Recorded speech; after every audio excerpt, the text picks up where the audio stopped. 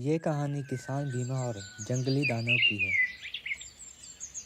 दूर जंगल में एक त्रिपुरा नाम का गांव था। वो एक हरा भरा और खुशहाल गांव था। उस गांव में भीमा नाम का एक व्यक्ति था जो बहुत ही बहादुर निडर था।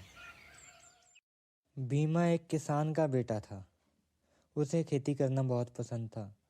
एक दिन की बात है, भीमा अपने खेतों में काम करने गया था। काम करते करते उसे समय का पता ही नहीं चला। उसे खेतों में ही रात हो गई। रात के तकरीबन 10 बज चुके थे। भीमा काम में इतना व्यस्त था कि समय का उसे कोई अंदाजा नहीं रहा। भीमा ने अपने खेतों का काम खत्म किया और घर के लिए निकलने लगा तो उसने देखा सभी लोग तो पहले ही जा चुके हैं। फिर वो अकेले ही घर के लिए निकल पड़ा। भीमा का घर खेतों से काफ़ी दूर था।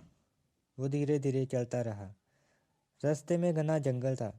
भीमा उस जंगल से गुजर ही रहा था कि अचानक उसको एक आवाज़ सुनाई दी। वो आवाज़ किसी के पैरों के चलने की आवाज़ थी। भीमा ने सोचा कि शायद कोई मेरी तरह ही खेतों से घर जा रहा होगा। उसने सोचा चलो वो अकेले ही जा रहा है, चलो उसका साथ हो जाएगा। ये सोचकर भीमा पीछे देखने लगा।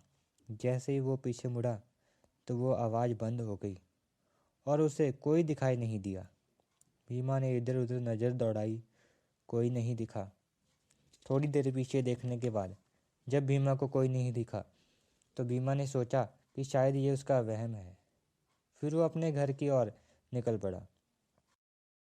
अभी वो कुछ ही दूरी पर पहुंचा था कि उसे फिर वही आवाज़ सुनाई दी।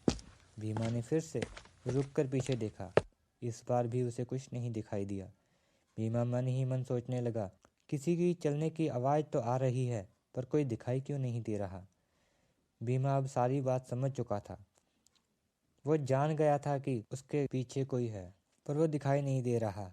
भीमा को पता चल गया कि उस जंगल में एक मसाण रहता है जो रात में आने जाने वाले को परेशान करता है। वो उसको डराता, भगाता और पकड़कर परेशान करता था। लेकिन भीमा बहुत ही निडर और बहादुर था। भीमा बिना कुछ सोचे आगे बढ़ने लगा। जैसे ही वो कुछ दूरी पर पहुंचा, वो आवाज़ फिर से आने लगी। लेकिन भीमा जान चुका था कि ये आवाज़ मसाण की है। इस बार वो नहीं रुका, वो चलता ही रहा।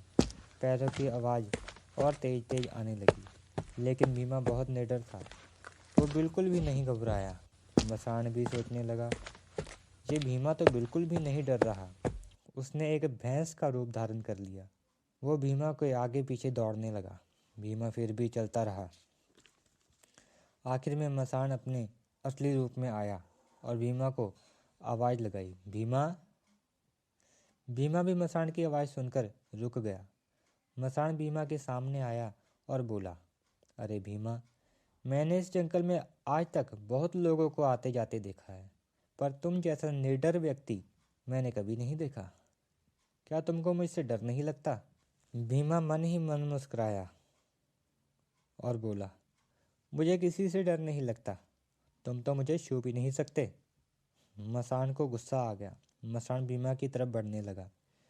फिर भीमा ने मसाण की खूब पिटाई की और उसे कहा, अगर तुमने आज के बाद किसी भी आने जाने वाले को परेशान किया तो तुम्हारी खैर नहीं। मसाण वहाँ से दुम दबाकर भागा। फिर भीमा भी वहाँ से अपने घर की तरफ बढ़ने लगा। उस दिन के बाद मसाण ने किसी भी व्यक्ति को परेशान नहीं किया।